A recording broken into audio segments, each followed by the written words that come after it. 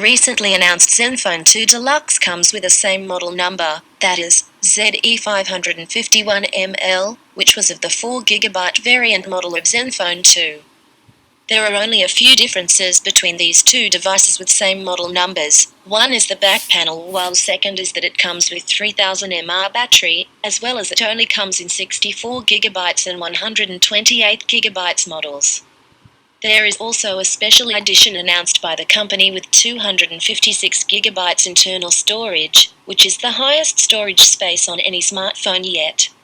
Note, we have updated the Asus Zenfone 2 review to reflect it as the Asus Zenfone 2 Deluxe. The difference in experience has been reflected in the content.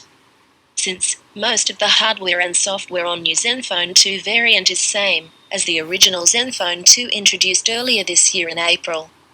Asus has almost been doing everything right in the budget range segment of smartphones, but to move to the higher level, they needed something special to show.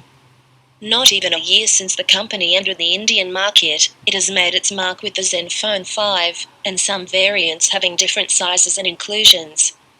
The Zenfone 2 is something that will always be in the books, carrying first device 2 notes. Now its torch being carried by the Zenfone 2 Deluxe. It indeed stunned most of the rivals with the 4GB RAM inclusion and its design, but is that justifying enough to call Asus as a strong contender in the price range it is selling at? Let's find out.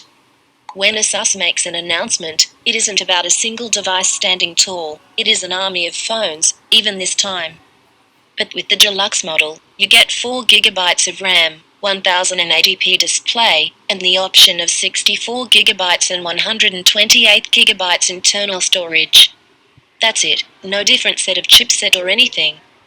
While we did like the way Zenfone 2 Deluxe is designed, taking cues from its predecessor for the metallic front rim, we can safely say that the placement of buttons is inspired by LG's top-end series.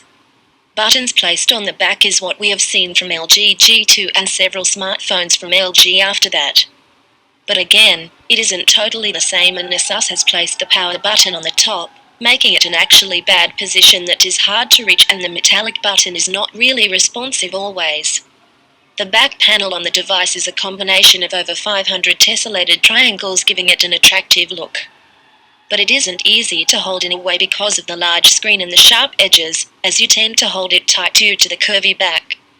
No big advantage of having a removable back cover, as it just exposes the SIM card slots and a micro SD card slot, but the battery is inaccessible.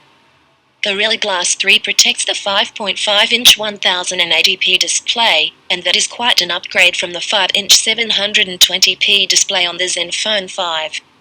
While it doesn't come close to being called a good display, you still get the options to reduce color saturation, which looks overly done, and thus oversaturation is seen by default.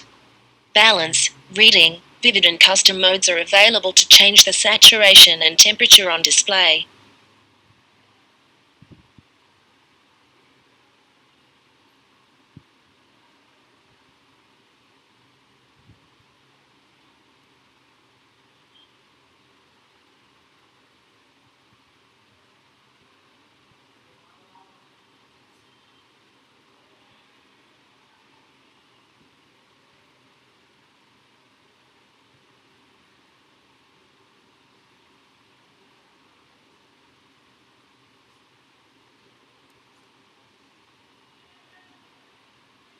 Zen UI over Android 5.0 Lollipop is a treat. It wasn't comparatively that good on MIUI, as most of the Lollipop-based animations were hidden.